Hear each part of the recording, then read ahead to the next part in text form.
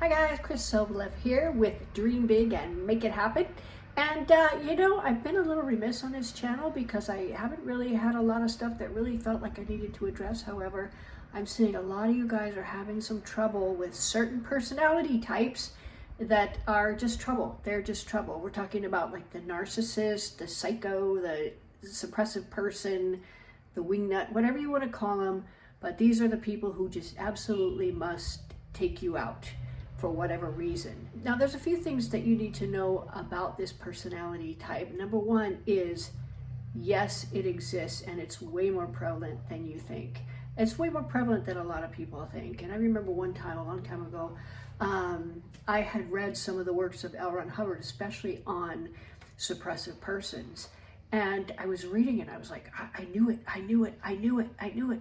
And I ran home and I said to a family member, said, look, I knew somebody was trying to take me out. I just knew it. And that person said, oh, Christina, don't be paranoid. Nobody's trying to take you out. Nobody's trying to hurt you. Nobody's trying to take you. Don't be silly. And I was like, no, I know this is true. I know certain people are trying to take me out. And I was right. And I've been right ever since. And I will tell you that they've tried to take me out more than once. So just understand that yes, they do exist. And yes, they are trying to take you out.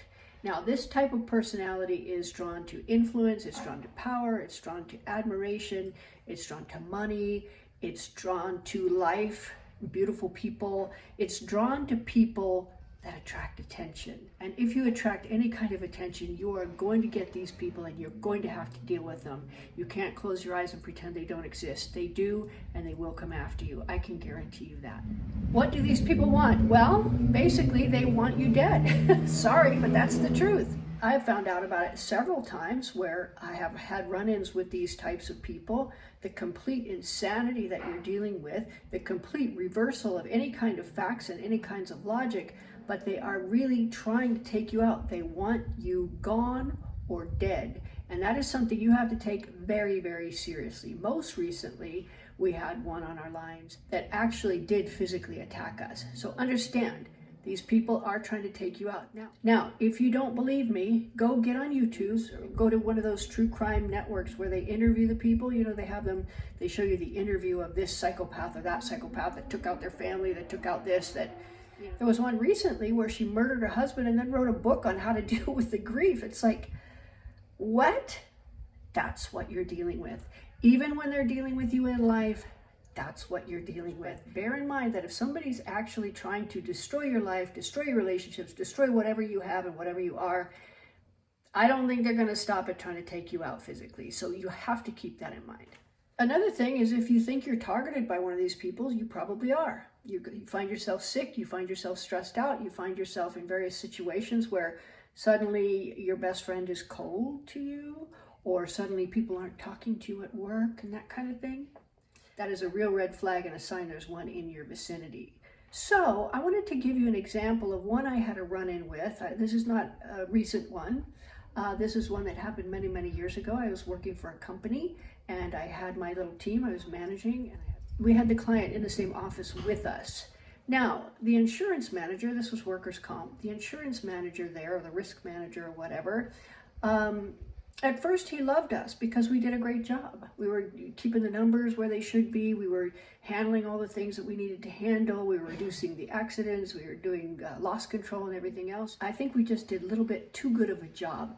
And I suspect somebody in the upper management in his company probably let a remark go by like, they're doing such a great job, what do we need you for? I suspect that's what was said. Because this guy would come in and literally read the newspaper all morning long, then he'd be in the bathroom for 2 hours doing I don't know what, and then he'd disappear. So he didn't have to do anything. He would have been great if he just sat there and let us do, he could have golfed all day and just let us do our job.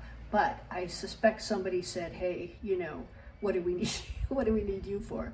As a joke. But I suspect we were very scary to him because we were doing too good a job and we were getting a lot of attention. So it became a thing where he actually came in my office and said, I am going to take you out. Didn't give me a reason, just I'm going to take you out. We're going to get rid of you and your staff. And I'm like, what do I do with that? And from that point he did. The lies the actual defamation, the harassment, it just went on and on. I was stressed, I was sick, I was horrified that my staff would lose their job. I knew I was going to lose my job, and our numbers the whole time were like so great. It just didn't make any sense whatsoever, but I was forever defending myself against this person and his insane attacks. And then at one point the HR manager came in and said, you don't have to defend yourself. We know, we see your numbers, which apparently they were looking at, and that's really what mattered. But it didn't stop. It didn't stop. And I felt like I always had to defend myself. So happily, he slipped up, and they always do. And what he did was he put a sexually perverted cartoon in one of my staff's in baskets. And she brought it to me. And I said, is this the only one? She said, no, I've been getting them every day. And I went, really? And she said, yeah. So I said, okay. I called him into my office and said, please don't put these out. I can get sued. You know, your company can get sued for this. It needs to stop. And it didn't stop. In fact, he stepped it up. So every morning, got there before working hours, went through, because he never got there early. He got there like 9 o'clock. But he would stay late and wait and then put these in the baskets of my staff after I had gone. So I got in early and I picked them all up and I put them in a folder. And I did that every day for a while until I had a nice fat folder of these disgustingly perverted sexual cartoons that he was giving to my female staff members. And when I had a tidy stack, I called the HR manager and I said, I need to show you something. I sat him down. He started flipping through. He goes, what is this? I said, these were in my staff's basket because this person had put them in every single day. He turned beet red. Oh my God. And then he started an investigation. And do you know what this guy said? This creep said? He said, I had put them in my staff's basket in order to frame him. But unfortunately for him, he was also putting it in his own staff's basket. Not a towering intellect, this guy. And they all told the truth. No, he's been giving them to all of us. And he was fired immediately. So when you have one of these narcissists on your lines, make sure you document everything. Make sure you talk to everyone and see what you can do to get something that will expose them and wipe them out. Now, this guy never came back after me. I think he was just too busy trying to figure out his own life. Imagine trying to get a job with a reference that says, you know, this guy was doing horrible, awful things in the job that he'd been in for many years. And how many people had he been sexually harassing for that many years and nobody said anything or nobody did anything? How many women did he sexually harass or worse with his acts the whole time he was working there? That is kryptonite to an employer. So I think that this guy was so focused on how he was going to make his own living that he didn't really care about what to do anymore against me. But it's also a strong message to give. You don't take any crap. You do your homework. You do your investigation. And when you have everything in a line, then you act.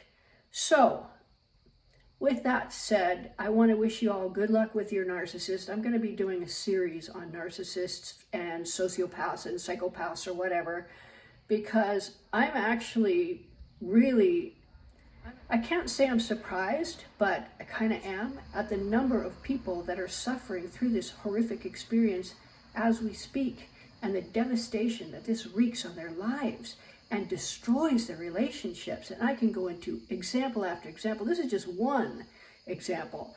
I have many. They seem to be drawn to me like bees to honey. So they're probably drawn to you if you're watching this video.